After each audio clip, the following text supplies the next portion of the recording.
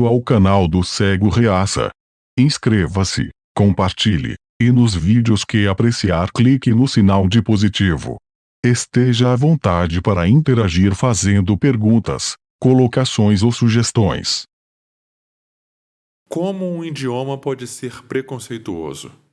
Esteve circulando na rede um vídeo de uma militante que se autodenomina transexual não binários, dizendo que a língua portuguesa é sexista por dar gênero às palavras e que deveríamos mudar o nosso idioma. Então ela explica diversas regras de mudanças que deveriam ser feitas para tornar o português uma língua neutra. Mas já se perguntou o que é a linguagem? Qual a função das palavras? Quem inventou o português? A função da linguagem, assim como toda forma de comunicação, é transmitir uma informação. Até mesmo quando você diz bom dia, você está transmitindo a informação de que respeita o outro e deseja que ele tenha um bom dia. Porém, antes da invenção da linguagem, toda a comunicação era não verbal, em sua maioria através de gestos. Só que isso gerava um problema. Como transmitir uma ideia abstrata? Como, através de gestos, passar para o ouvinte a noção de justiça, amor ou beleza.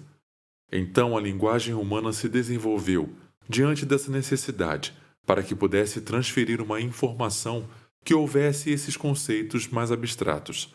A língua falada surgiu espontaneamente.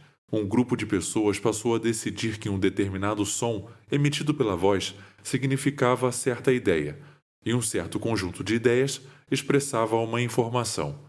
Quando digo a palavra carro, o que lhe vem à mente? Uma coisa utilizada para locomoção ou uma fruta?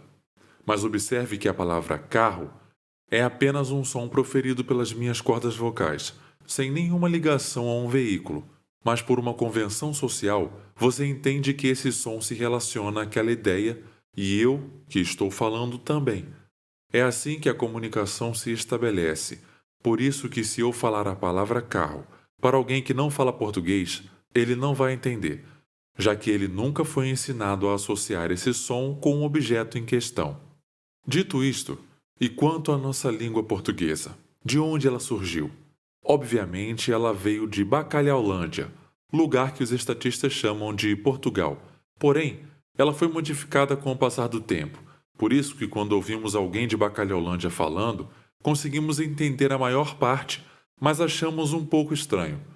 Porém, antes de Bacalhaulândia se separar de Touradalândia, vulgo Espanha, português e espanhol eram uma língua só. Por isso, ainda conseguimos entender uma parte das ideias quando ouvimos alguém falar espanhol. Porém, como a divisão entre português e espanhol é muito mais antiga do que a divisão entre o português de Bacalhaulândia e o português de Banânia, uma parte muito maior da informação se perde na comunicação. Indo mais longe, podemos chegar ao latim, como raiz ainda mais antiga do português.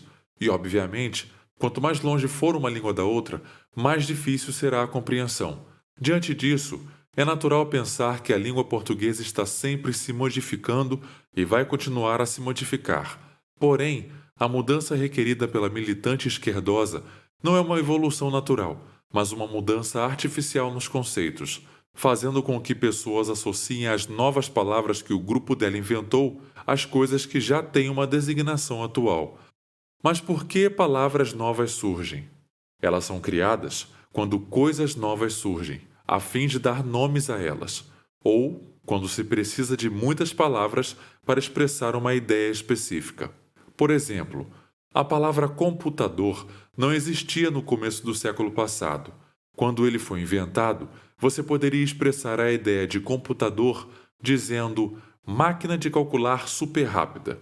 Afinal, essa era a função dos computadores primitivos. Mas dizer máquina de calcular super rápida é bem mais longo do que dizer computador. Então, alguém utilizou esse nome e a sociedade abraçou a ligação entre essa palavra e o objeto. Digamos que você gostaria de chamar o computador de bloquear.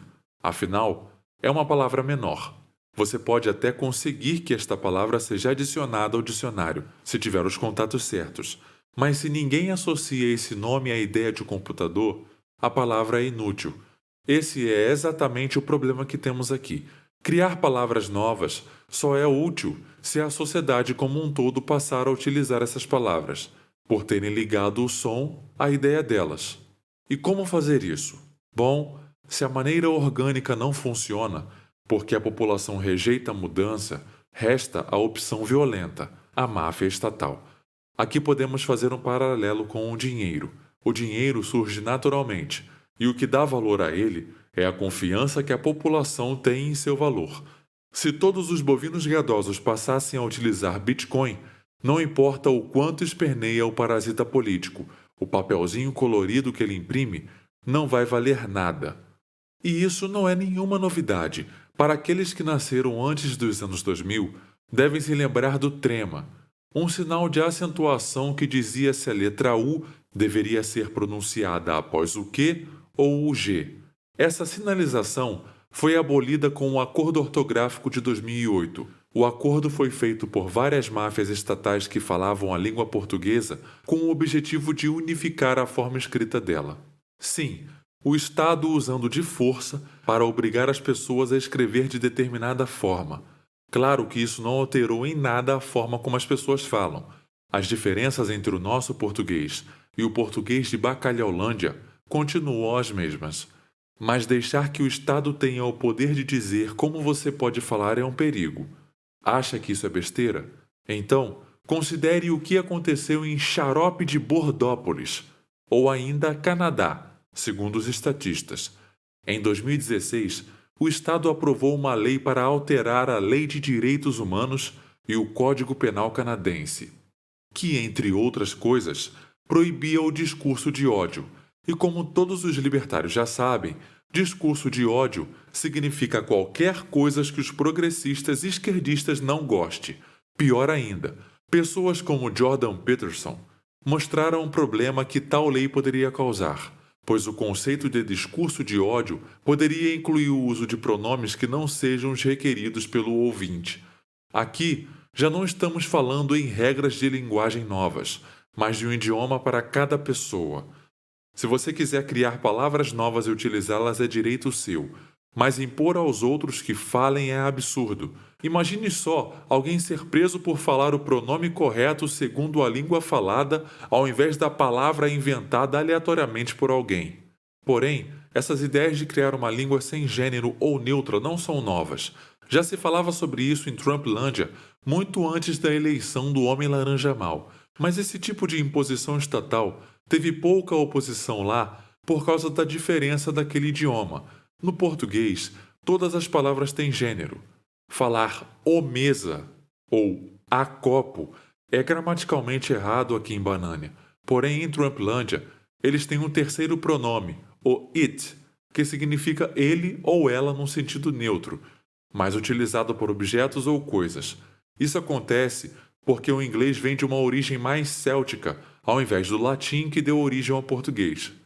Por isso, mudar o idioma para um gênero neutro numa língua que já tem isso não é um grande incômodo. Porém, aqui em Banânia, remover o gênero das palavras significa mudar completamente o idioma falado. Por isso demorou tanto para que essa questão fosse trazida para cá. Deixar que o governo altere a forma de falar das pessoas é uma clara violação da liberdade de expressão. Isso nada mais é do que mais um passo para a criação de uma nova língua, como é no livro 1984 de George Orwell.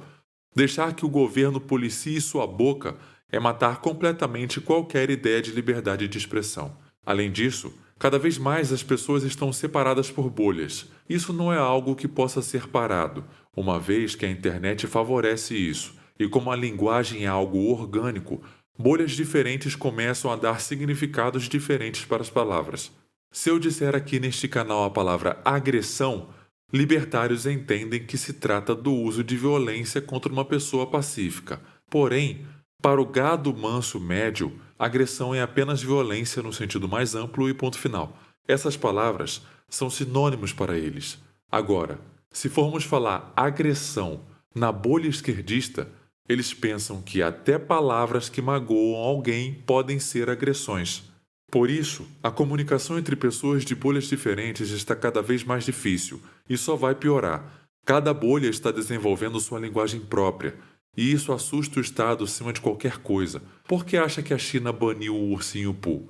Porque as pessoas passaram a associar à imagem do ditador a palavra Pooh. Porém, quando foi banida essa palavra, as pessoas passaram a utilizar outras. É assim que funciona a linguagem. Não poder controlar quais ideias são divulgadas é um grande incômodo para os parasitas. Não importa o quanto o governo tenta censurar ou policiar o pensamento, goste ou não, as pessoas vão associar palavras a ideias que quiserem, e não será um parasita estatal ou uma militante gadosa que vai alterar a forma como as pessoas se comunicam. A mera ideia de que chamar alguém de ele ou ela é equivalente a espancar uma pessoa LGBT na rua é um desserviço. Apenas faz com que pessoas que realmente sofrem preconceito tenham suas reclamações levadas sem a devida importância. Lembre-se da história do menino que gritava lobo. Se você gritar homofobia toda vez que alguém usar um termo errado, quando realmente acontecer uma agressão, ninguém vai acreditar em você. Dizer que a língua portuguesa é sexista é o mesmo que dizer que o martelo é racista, por bater somente em pregos e não em parafusos. A linguagem é uma ferramenta de comunicação. Ela não tem lados. As pessoas que a utilizam é que têm. E se essas pessoas não estão utilizando da forma que você gostaria, você é livre para convencê-las com argumentos. Mas utilizar a força estatal é totalmente antiético. Obrigado por sua audiência. Se você gostou deste vídeo, clique no ícone de curtir abaixo e compartilhe o vídeo em sua rede social. Se você deseja ser notificado de outros vídeos, clique em se inscrever e depois no ícone de campainha. Um abraço e até a próxima.